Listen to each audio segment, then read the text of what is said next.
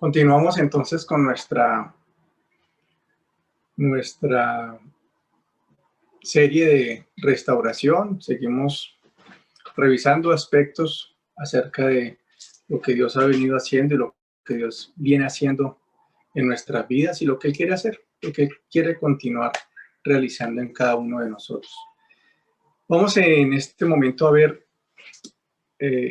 Nehemías. Vamos a Nehemías, que es un pasaje típico de lo que es la restauración. Y veamos un poco las sombras. Recordemos que la palabra de Dios nos dice que el Antiguo Testamento habla acerca de las sombras de lo que vendría a ser la realidad en Cristo. Vamos a Nehemías. En Nehemías 1 dice así la palabra. Palabra de Nehemías, hijo de Acalías, aconteció en el mes de Quisleu, en el año 20, estando yo en Susa, capital del reino, que vino Hanani, que significa mi gracia, mi misericordia, uno de mis hermanos, con algunos varones de Judá, y les pregunté por los judíos que habían escapado y que habían quedado de la cautividad, y también por Jerusalén. Y me dijeron, el remanente de los que quedaron de la cautividad allí en la provincia están en gran mal y afrenta, y el muro de Jerusalén derribado, y sus puertas quemadas a fuego. Cuando oí estas palabras, me senté y lloré, e hice duelo por algunos días, y ayuné y oré delante de Dios de los cielos.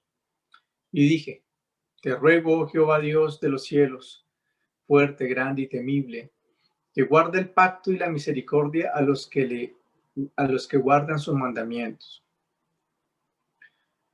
Esté ahora atento tu oído y abierto tus ojos para oír la oración de tu siervo, que hago delante de ti día y noche por los hijos de Israel, y confieso los pecados de los hijos de Israel que hemos cometido contra ti. Sí, yo y la casa de mi padre hemos pecado. En extremo nos hemos corrompido contra ti, y no hemos guardado los mandamientos, estatutos, preceptos que diste a Moisés tu siervo. Aquí vemos con claridad, obviamente, cómo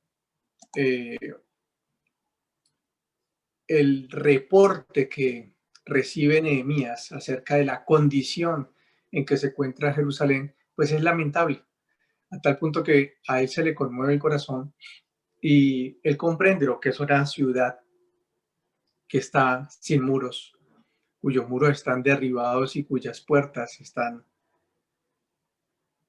quemadas a fuego. Entonces, esto habla sobre la condición espiritual en que se encontraba el pueblo. Recordemos que en el Antiguo Testamento todo lo que pasaba a nivel espiritual se manifestaba de manera así directa en lo físico, y era la manera también en que Dios les llamaba la atención o les podía hablar con más claridad. Era así, de una manera que los eventos mismos empezaban a demostrar qué es lo que estaba pasando. ¿Qué son los muros y las puertas? Bueno, la verdad es que tienen unos significados muy bonitos. Los muros, pues obviamente son esas murallas que guardan y que protegen la ciudad de los enemigos o de las hostilidades externas, y que mantienen a una ciudad, sobre todo en esa época, pues segura. Mantienen una ciudad de una manera que provee seguridad y los resguarda de los agentes externos. Y las puertas, pues son aquellas posibilidades de entrar o salir, de interactuar, pero las puertas son a voluntad de los que están dentro. Y en el caso de las murallas, las puertas que habían en las murallas de Israel, pues cada una de las puertas tiene un significado, pues que obviamente hoy no voy a tratar, pero voy a dedicarme solo a hablar acerca de lo que son los muros. Entonces estos muros eran los que ayudaban a generar esa fortaleza, esa tranquilidad, esa seguridad, en donde los ciudadanos podían sentirse con libertad de andar por aquí, por acá, sin ningún tipo de amenaza. Versículo 4, pues habla sobre cómo él llora por esta situación, porque está hablando de la condición que Israel ha perdido sus muros, ha perdido sus puertas, y por lo tanto las personas que están dentro de Jerusalén sin muros, pues están expuestos, están obviamente sin ningún tipo de protección, y cualquier persona, así sea un, un ladrón sencillo, alguien que no tenga mucho ejército ni nada, puede entrar y hacer daño. Entonces, Nehemías se pone a llorar, se pone muy triste, y después de esto, pues lo que hace es lo propio. Bueno, ya eso es importante, esto que hace Nehemías, y es, hay momento para la rabia, hay momento para la tristeza, hay momento para el dolor, hay momento para la decepción, hay momento para ese tipo de emociones, pero él no deja que eso avance. Inmediatamente pasa este tiempo, en este caso es una lamentación muy grande, es una pérdida muy grande, es un duelo muy grande. Se toma unos días, pero inmediatamente reacciona y dice, bueno, vamos a orar, vamos a buscar al Señor. Y él da ese reconocimiento de lo que ha ocurrido y ora.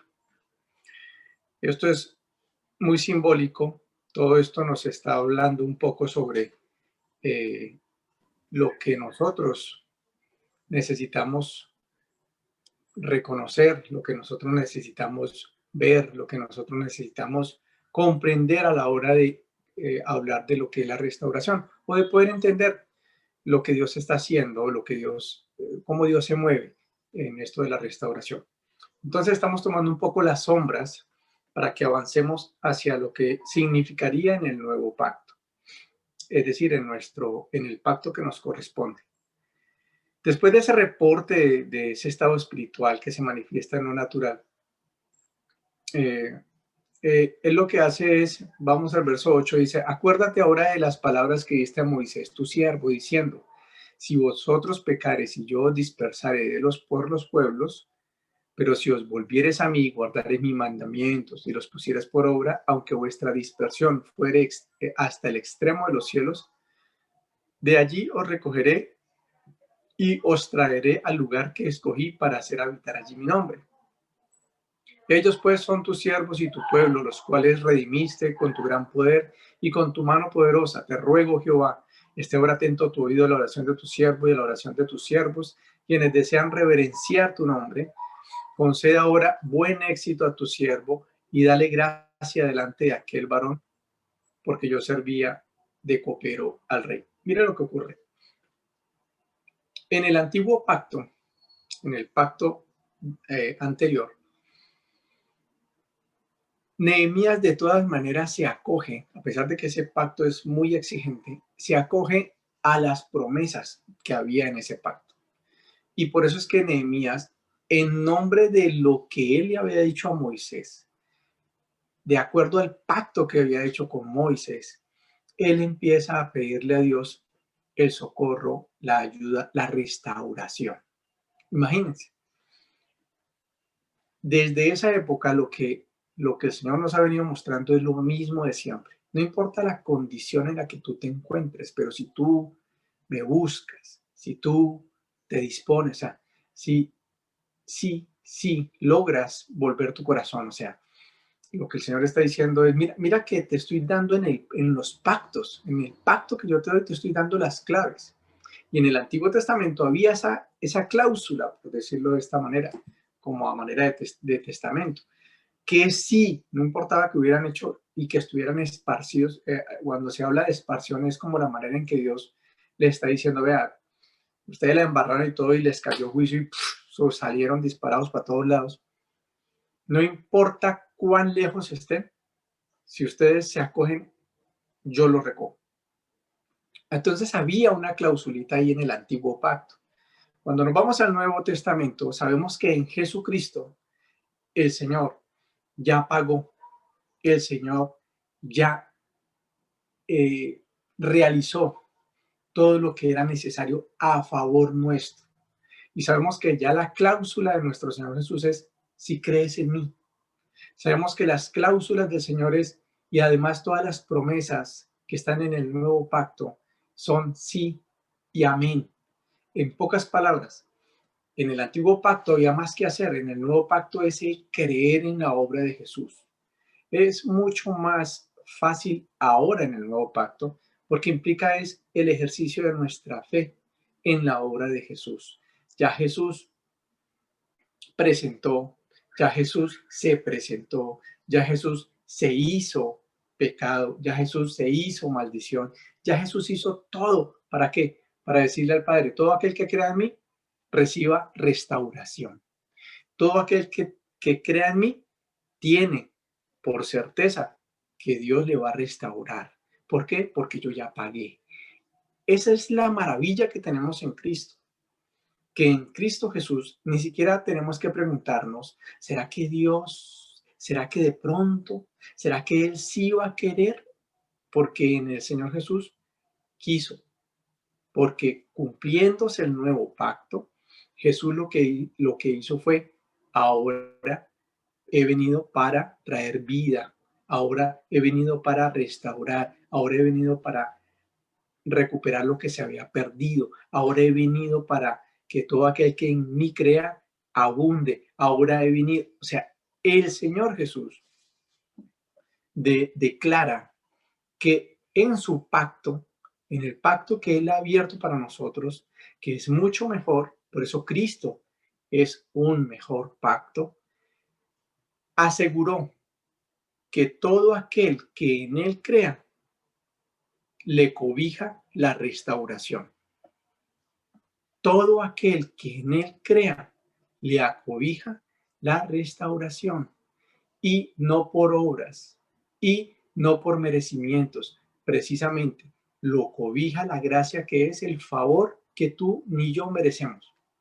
Así que despreocúpate de andar pensando, ay, pero es que yo soy muy pequeño, ay, es que yo no soy de mejor familia, ay, es que yo no tengo tal apellido, ay, es que yo soy blanco, ay, es que no importa qué color, ni de qué estrato, no tiene nada que ver. Ay, es que yo he pecado mucho. Precisamente, aquí vino el Señor a venir por los pecadores, vino por los pobres, vino por el que está mal, no por el que se cree bueno, ni por el que se cree que está bien, porque ese nunca va a aceptar al Señor. Entonces, aunque el Señor vino por todos, no todos le van a aceptar, pero eso sí ya no es problema de Jesús, porque lo que hizo Jesús fue morir por todos. ¿Quiénes son los que van a acercarse a Él para creer? Bueno, eso sí está en las manos de cada quien. Entonces, hasta allí vamos viendo cómo en estas sombras del antiguo pacto, Nehemías logra que Dios meta su mano para restauración. ¿Por qué? Porque se acogió a una de las cláusulas, a una de las promesas. ¿Cuánto no más hará el Señor por ti y por mí? En capítulo 2 dice, sucedió en el mes de Nisán, en el año 20 del rey Artajerjes, que estando ya el vino delante de él, tomé el vino y lo serví al rey. Nehemías era el copero del rey. Y como yo no había estado antes triste en su presencia, me dijo el rey, ¿por qué estás triste tu rostro? Pues no estás enfermo. No es esto sino quebranto del corazón. Entonces temí en gran manera. Y dije al rey, para siempre viva el rey. ¿Cómo no estaría triste mi rostro cuando la ciudad, la casa de los sepulcros de mis padres, está desierta y sus puertas consumidas por fuego? Me dijo el rey, ¿qué cosa pides? Entonces oré al Dios de los cielos y dije al rey, si le place al rey y tu siervo ha hallado gracia delante de ti, envíame a Judá, a la ciudad de los sepulcros de mi padre, de mis padres, y la reedificaré. Vine luego bueno, ¿qué ocurre allí? Para ir resumiendo pedacitos.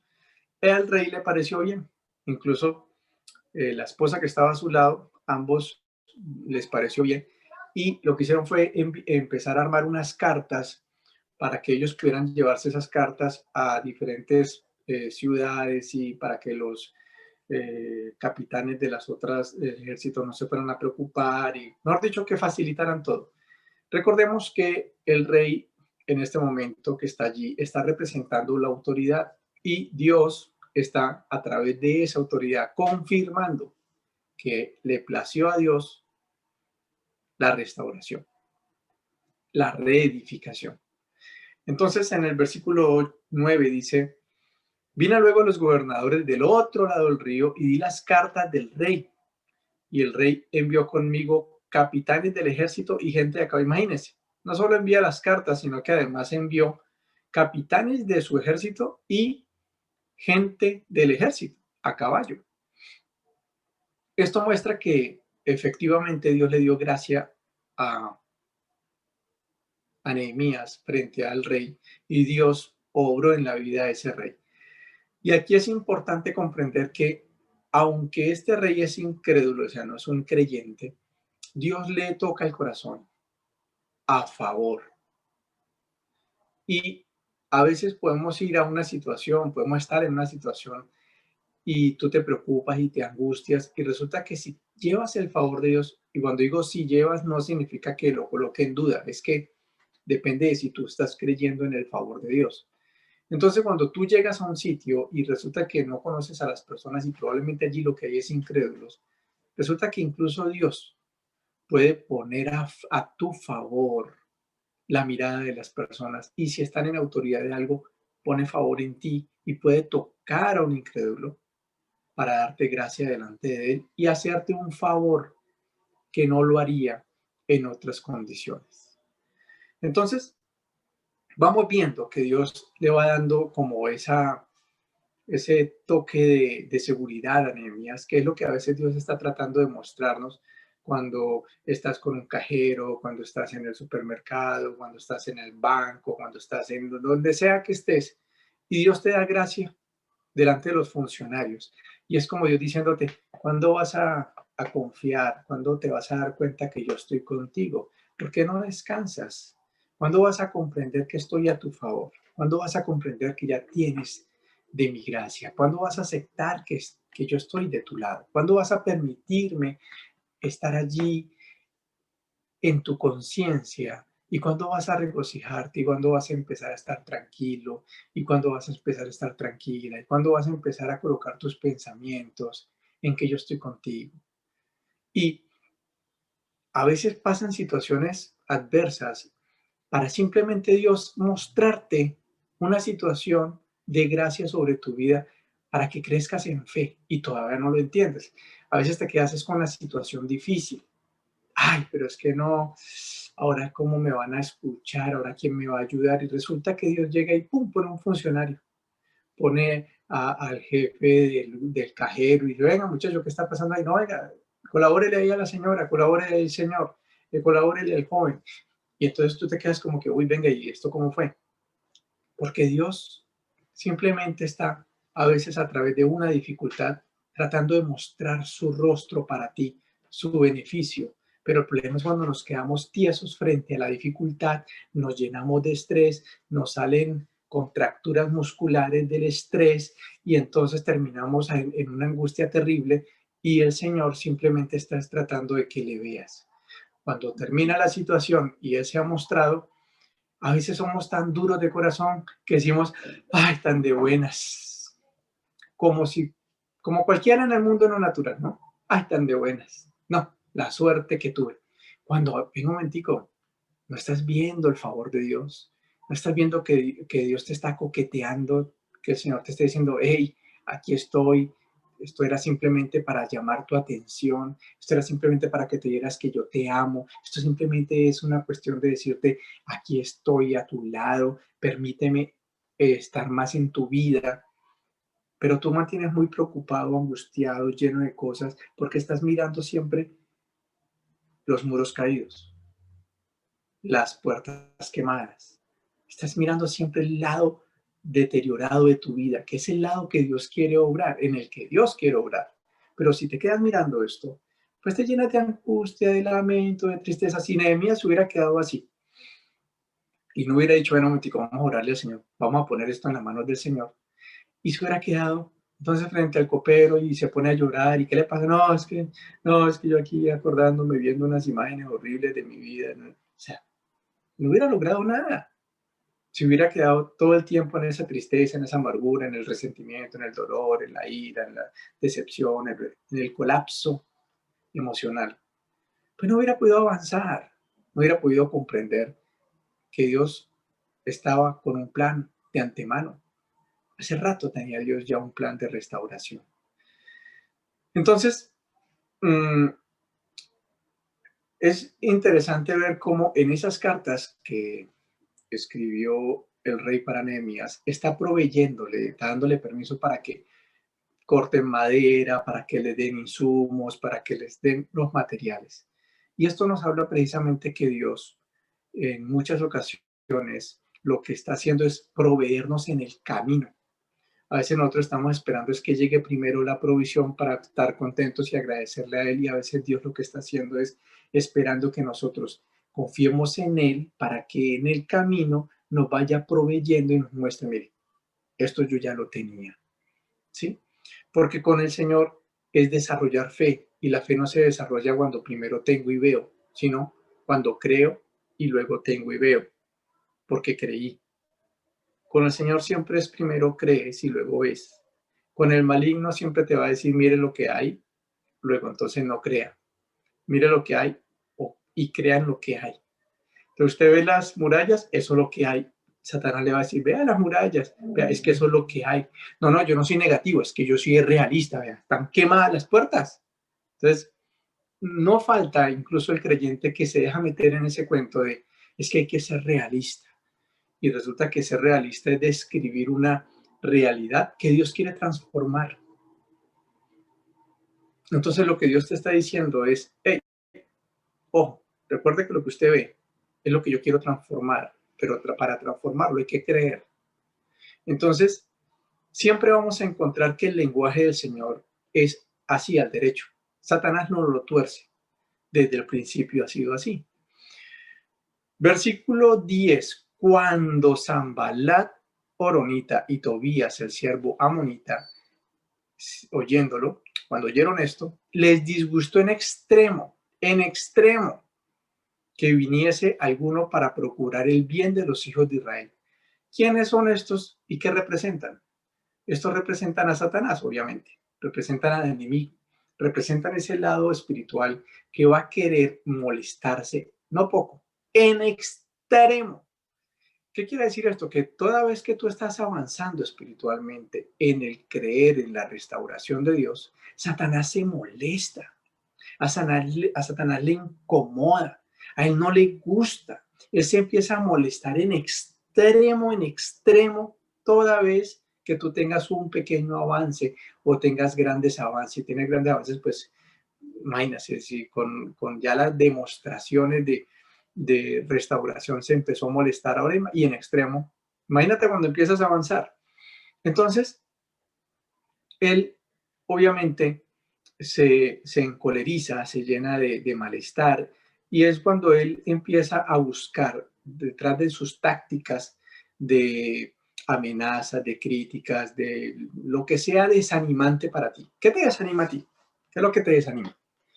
Entonces, pueda que te desanime situaciones de tu matrimonio, pueda que te desanime tus cosas con tus hijos, pueda que te desanime las cosas con tus hijos y tu matrimonio, pueda que te desacomode, te desanime situaciones económicas, pueda que te desanime las situaciones de tu esposa, de tus hijos y lo económico, pueda que te desanime la enfermedad, pueda que te desanime. Y hay personas que los desaniman unas cosas más que otras, ¿sí? Hay creyentes que dicen, no, yo tuviera una enfermedad, pues no estaría así, pero es que no, hermano, la parte económica sí me llega.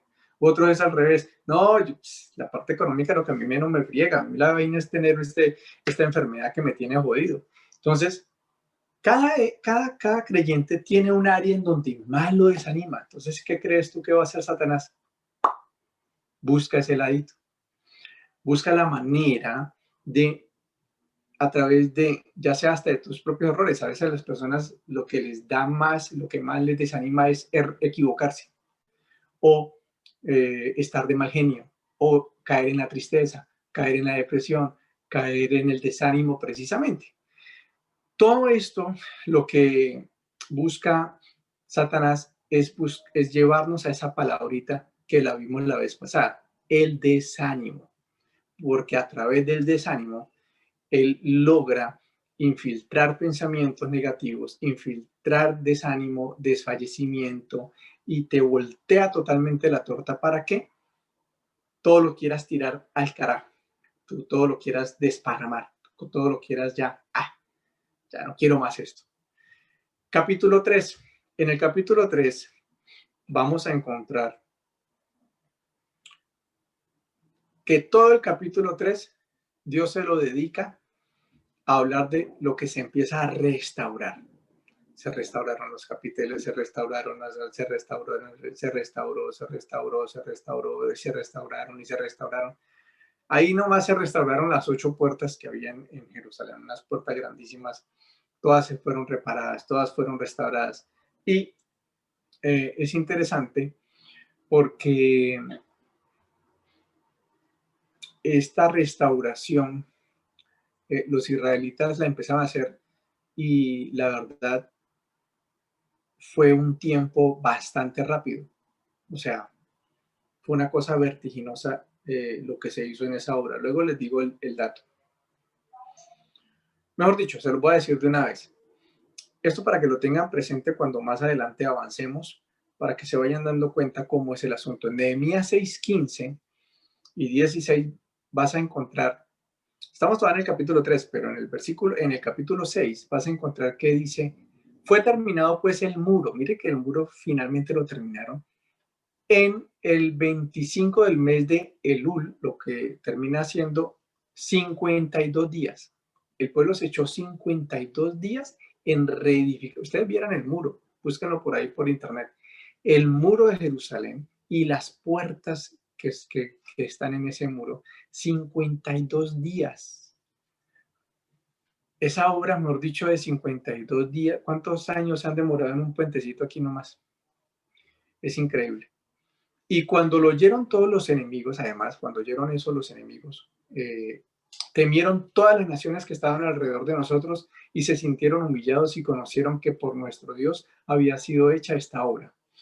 Imagínense que ese es el final de la restauración. Ese es el final que por eso los enemigos estaban con toda tratando de desanimar al pueblo, porque es que Satanás sabe que cuando ya tú te levantes en el Señor, la obra que Dios hace a través de ti es mucho más poderosa y mucho más grande. Porque a través de tu testimonio tú vas a poder invitar a otras personas, a través de tu testimonio tú vas a poder llegar a otros, a través de tu testimonio de vida vas a transformar vidas, no solo la tuya y la de tu hogar, sino la de otros para que conozcan a ese Dios altísimo. Entonces eso es lo que menos quiere Satanás, que uno se le meta en su terreno. Lo que menos quiere el enemigo es que tú brilles. Entonces vas a ver que finalmente esa es la obra terminada. Eso es lo que ya logra el Señor. Y por eso vamos a seguir viendo las interrupciones que Satanás intenta y lo que uno como creyente necesita más bien tener en mente. En el capítulo 4 dice, cuando oyó Sanbalat que nosotros edificábamos el muro, se enojó y se enfureció en gran manera, otra vez. Imagínense, cuando ya empezó a ver no solo que habían cartas, sino que ahora esas cartas estaban hechas una realidad, hizo escarnio de los judíos, empezó a burlarse, empezó a denigrar la obra, empezó a desanimar. Vea usted que es creyente, no, ¿quién dijo? Usted siempre ha sido así, usted no va a cambiar. ¡Ay, qué va!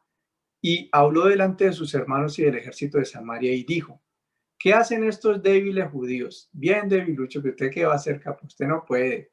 Usted es un débil, usted lo que es un arrancado, usted lo que es un pobre ahí, usted lo que es... Y son esas voces las que empieza a utilizar Satanás. ¿Quién dijo que Dios lo va a usar a usted? ¿Y quién dijo que Dios lo quiere usar a usted en una buena obra? Usted todavía se cree que Dios lo va a usar a usted. Usted que es un débil, usted que va a poder. Usted que es tan lleno de errores. Usted que no hace sino que estar de mal genio. Usted que no hace sino que estar preocupado. Usted que no hace sino que estar angustiado. Usted que no hace... Y empiezan esas voces porque cada vez que el Señor quiera restaurarte, esas voces son las que quieren llegar. ¿Usted quién le dijo que Dios va a pagar todos esos millones por usted? ¿Usted quién le dijo que Dios va a pagar esa deuda? Y Dios, ¿quién le dijo a usted que Dios lo va a cambiar de casa? ¿Quién le dijo a Dios? ¿Quién le dijo a usted que Dios va a ser capaz de darle un mejor ingreso? ¿Quién le dijo? Pero ¿de dónde usted saca esa vaina? Usted sí está pues como muy iluso. ¿Quién dijo que Dios lo va a sanar? No, pero es que usted estamos en el siglo XXI. ¿Usted quién le dijo que eso con recitos y con oracioncita? ¿Quién le dijo?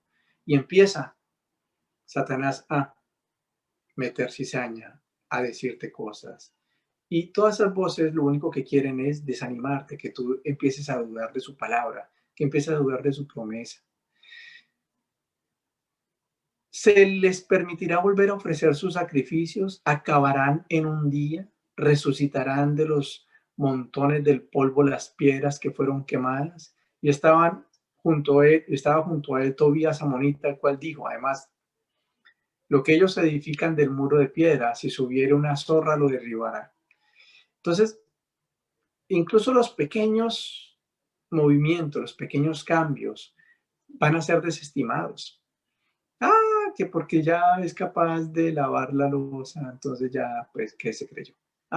Que porque ya no grita tanto, entonces ya, no, pues hay que darle las gracias, pues, porque ya es capaz de hacer, o sea, medio tú estás empezando a creerle al Señor, medio tú estás empezando a dar frutos en el Señor, y entonces el enemigo va a desestimar eso. Ve al otro va a creer, pues, que Dios. Ahí están las voces del desánimo. También en esas voces vas a poder encontrar de pronto voces de envidia, gente que te va a envidiar o gente que se levanta en juicio contra ti. De pronto tienes a alguien en el trabajo que te tiene envidia, que te lanza comentarios, que de pronto hasta hace comentarios en contra tuya. Menosprecio. Siempre Satanás utiliza las voces para socavar tus fuerzas y tus ánimos. Y lo puede hacer mediante la crítica, mediante la murmuración, mediante las interpretaciones que otros pueden tener de ti, las malas miradas, la mala intención, pueden poner malas intenciones en ti. Y todo esto, no te metas con la gente, porque la gente simplemente es instrumento. Puede ser tu jefe, puede ser incluso tú mismo, puede ser el que sea, pero el asunto aquí no son las personas, es que tú no permitas que tu mente y tu corazón se desvíe de estar fortalecidos en el Señor, en las promesas que Él te ha dado. Entonces Nehemías tenía una estrategia que, que más adelante luego la veremos a profundidad en otro tema, pero que al menos ahorita es que Nehemías, todo este tipo de palabras, él decide no enfrentarlas. Simplemente empieza a orar a Dios y entrega su causa. Deja que el Señor sea el que obre incluso. Y esa confianza, esperando en que Él va a encargarse de creer en el Señor y que Dios haga lo que Él dijo que iba a hacer. Eso es importante porque esta fe no es como cuando los profetas, como en el caso de Eliseo, que venía alguien a ofenderlo y Eliseo, por ejemplo, ocurrió con unos muchachos, lo empezaron a ofender que porque él era calvo y él les echó una maldición, los maldijo. Y resulta que de la nada, del bosque salen unos osos y despedazan a los pelados. Y a veces eso es lo que están esperando los creyentes en el nuevo pacto, que como que Dios hiciera justicia de esa manera. Y no, la idea es, deja que Dios se encargue. Pero tú estás esperando que Dios se encargue. No, no, no, ya, ocúpate de lo tuyo. Mantente firme creyendo en lo que Dios te ha dicho en tu corazón. Mantente firme creyendo en la palabra que Él te ha dado. Mantente firme en las promesas que tú puedes buscar con toda libertad porque ya son para ti. Es que el testamento es para que lo abras, lo leas y te apropies de las cláusulas que tienes a tu favor. Por eso es importante que tú estés buscando en el Señor y leas la escritura con esa alegría y con esa expectativa de saber las riquezas y las cláusulas que Dios tiene para ti, las promesas que Él tiene para ti, lo que Él tiene regalado para ti. No solo porque hay una necesidad, es que a veces Dios tiene que utilizar estas situaciones para generar esa necesidad en nosotros, pero resulta que a veces nosotros no lo entendemos y generamos en nosotros es el desánimo. O sea, no comprendemos que lo que Dios está queriendo es atraernos a sus aguas, porque como no le hemos estado escuchando, entonces utiliza las circunstancias para invitarnos a desarrollar la fe, para invitarnos a que leamos su palabra, para invitarnos a que estemos con Él.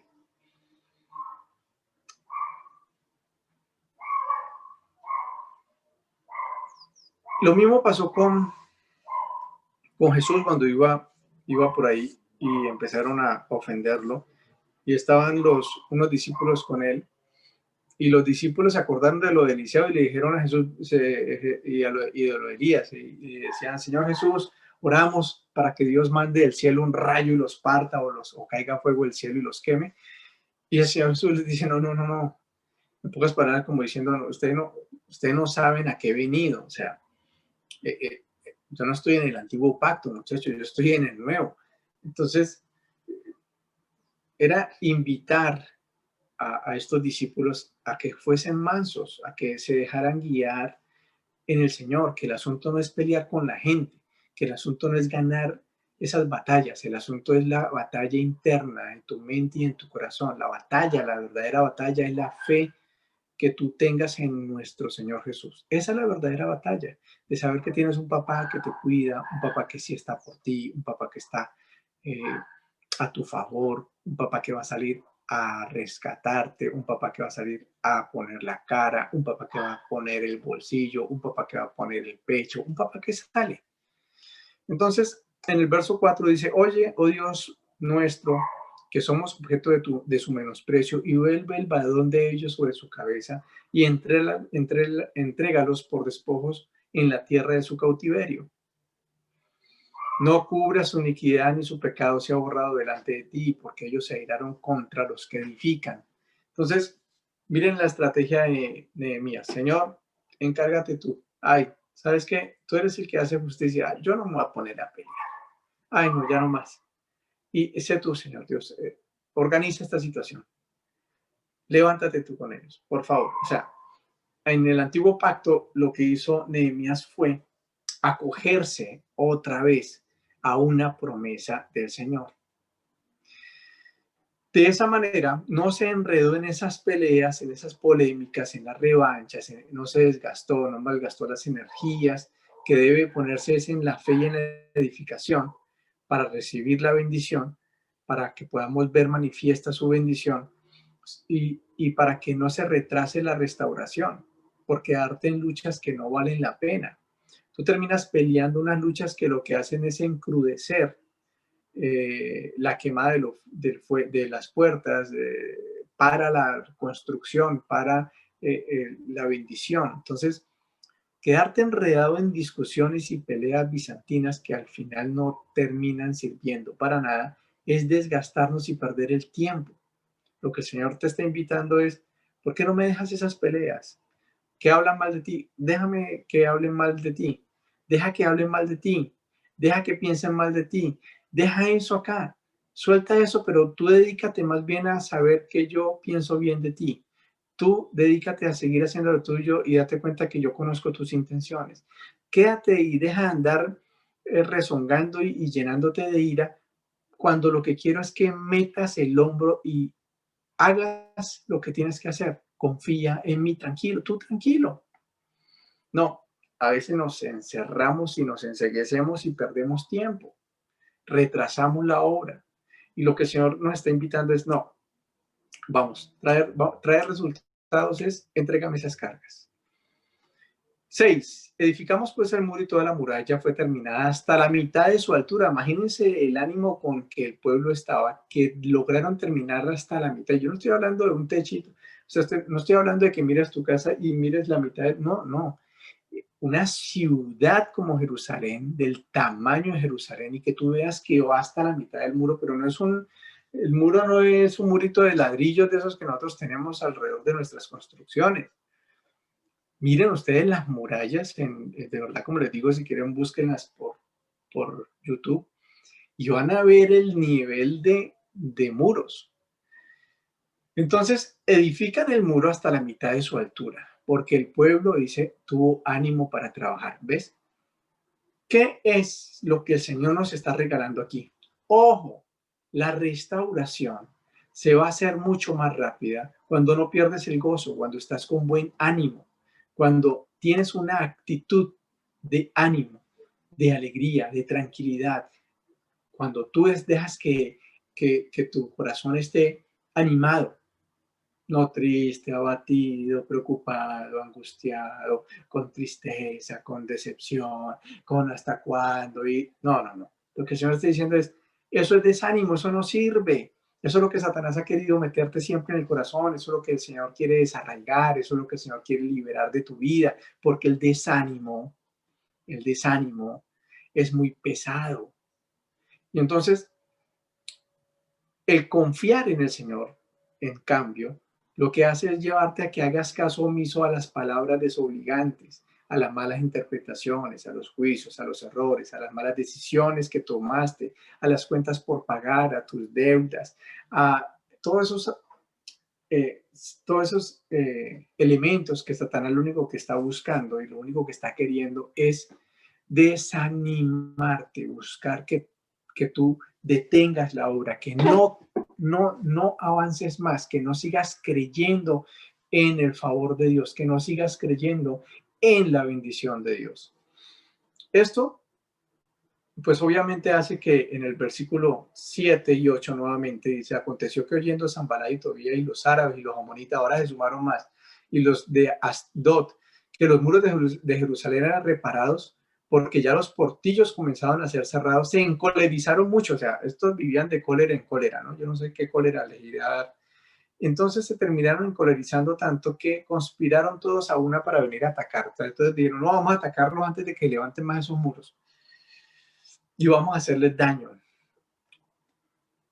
Oramos entonces a nuestro Dios a causa de ellos, pusimos guardias contra ellos de día y de noche. Vuelve y juega. Cuando el Satanás ve que hay avances, va a buscar retrasar la obra a través de las amenazas, de generar el desánimo. Y dijo Judá, verso 10, las fuerzas de los acarreadores se han debilitado y el escombro es mucho, y no podemos edificar el muro.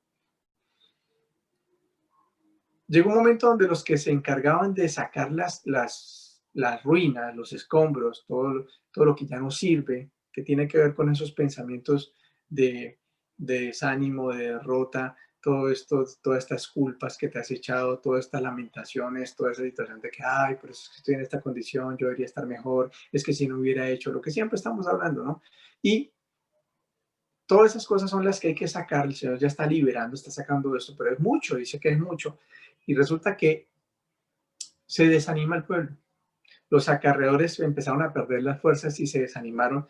Por un lado, porque están escuchando estos, y por otro lado, ya con ese desánimo de que estos hombres se van a levantar en contra de ellos y que todavía falta mucho para levantar el muro y que hay mucho escombro, se desanima, perdieron las fuerzas. En, entonces,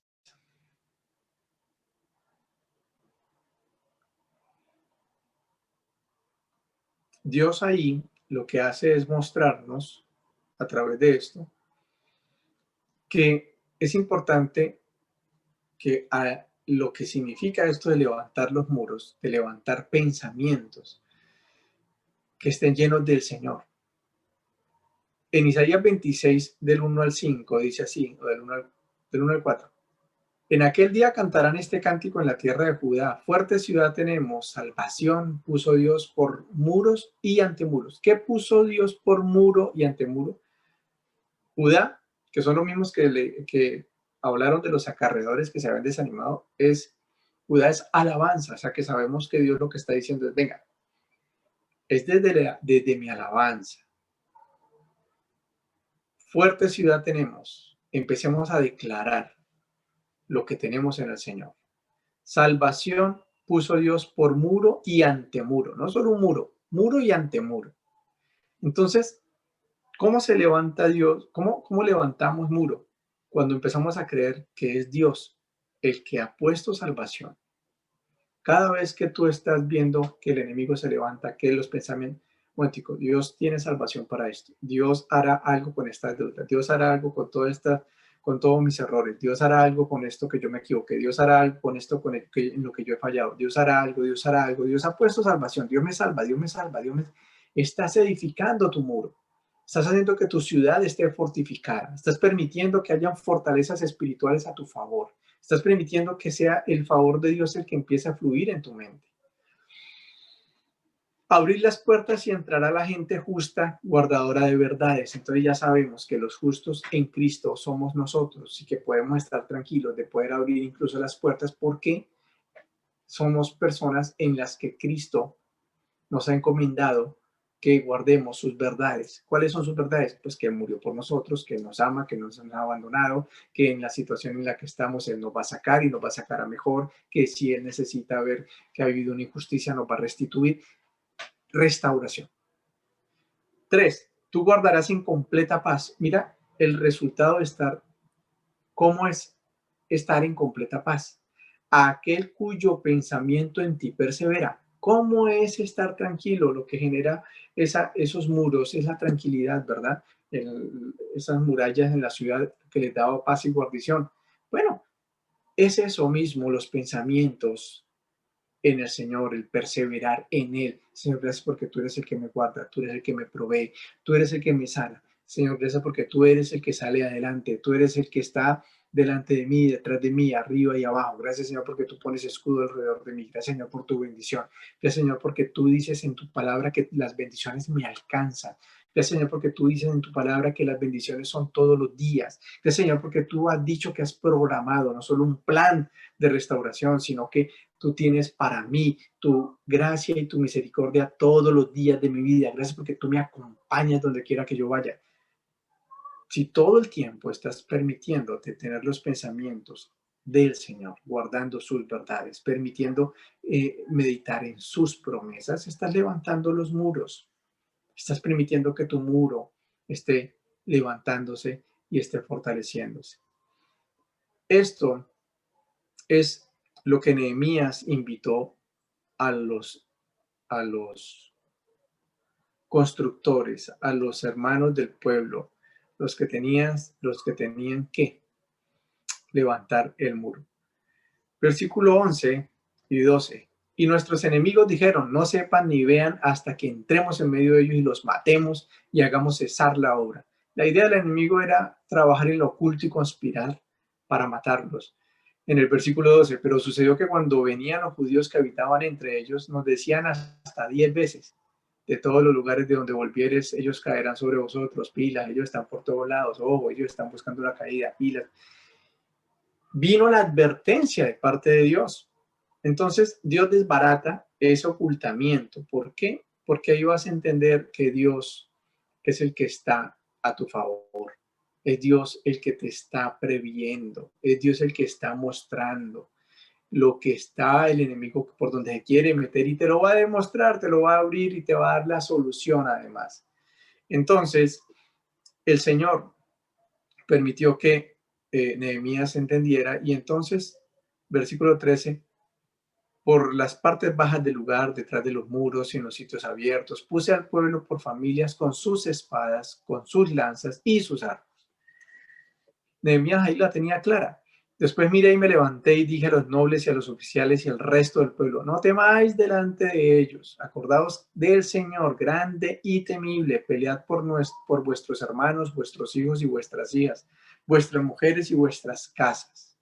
Y Nehemías le sale al corte a toda esa situación para que no haya pánico, porque el miedo es otra de las cosas que nos debilita y es otra de las cosas que genera desánimo. Ese es otro de los sentimientos tóxicos que hay que sacar.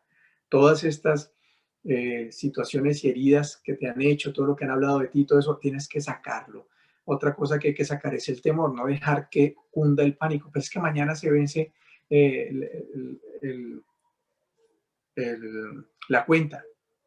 Bueno, bendito sea el Señor, no nos llenemos de pánico, no nos llenemos de miedo. Recordemos que Él es el que está por nosotros, eso es lo que está diciendo Nehemías.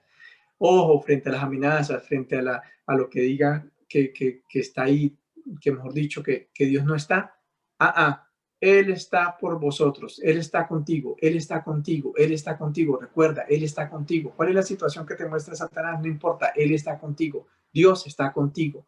Dios está contigo. Entonces, empiezas a tranquilizarte y en el versículo, ¿de dónde se agarró Nehemías?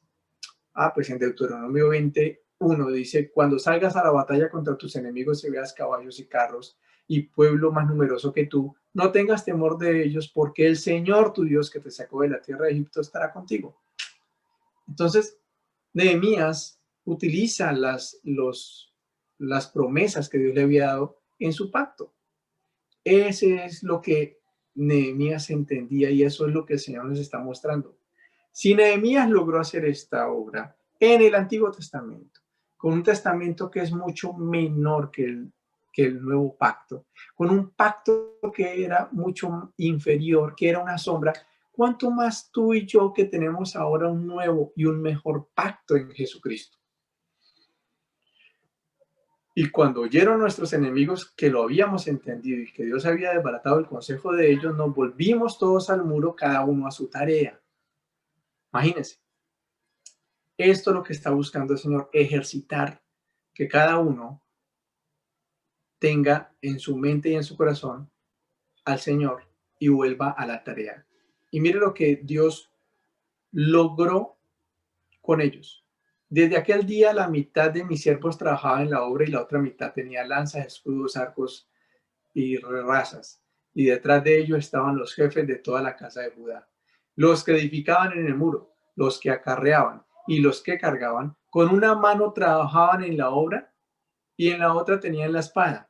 ¿Qué logró el Señor instruir? ¿Qué logró el Señor instituir como hábito?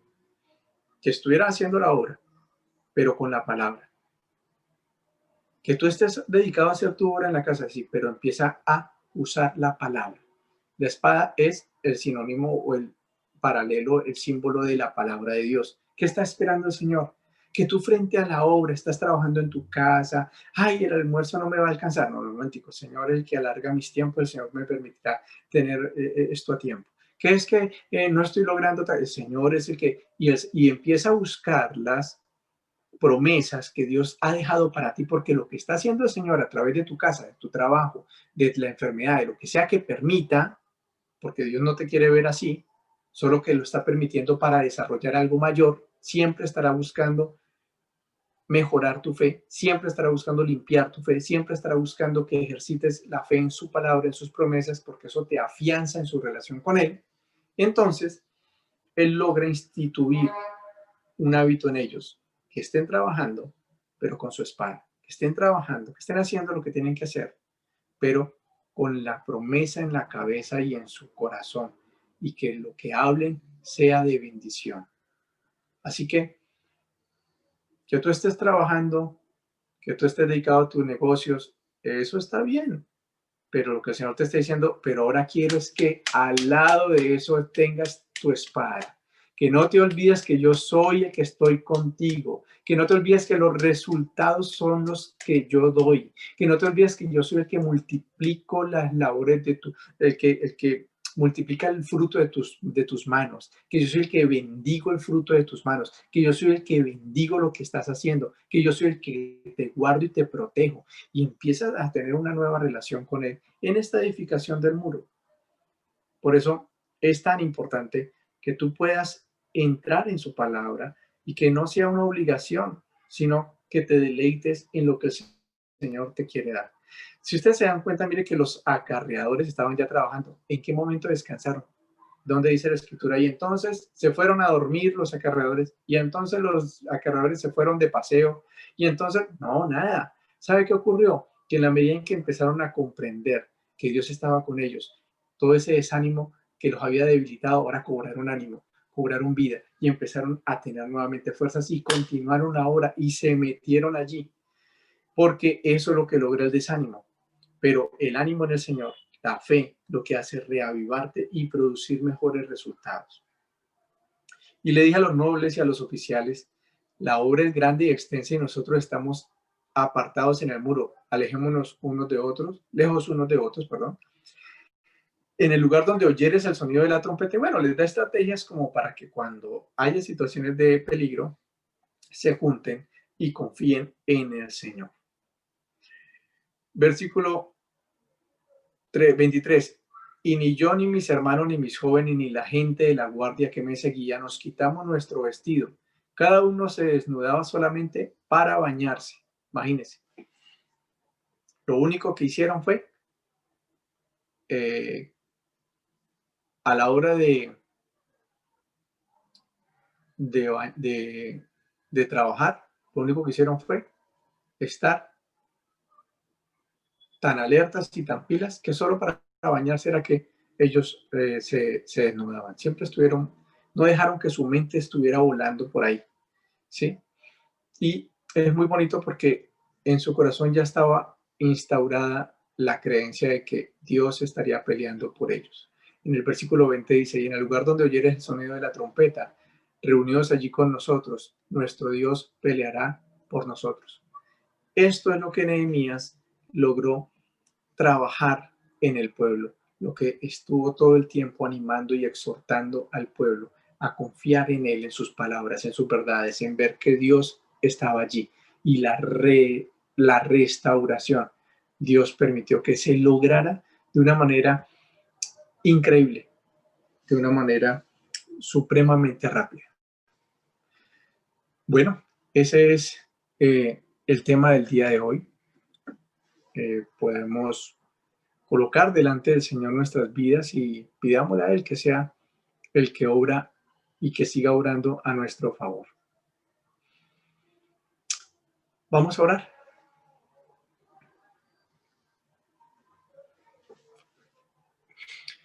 Amado Señor, gracias te damos por tu inmenso amor y tu inmensa misericordia. Queremos colocar delante de ti, Señor Dios, nuestra vida.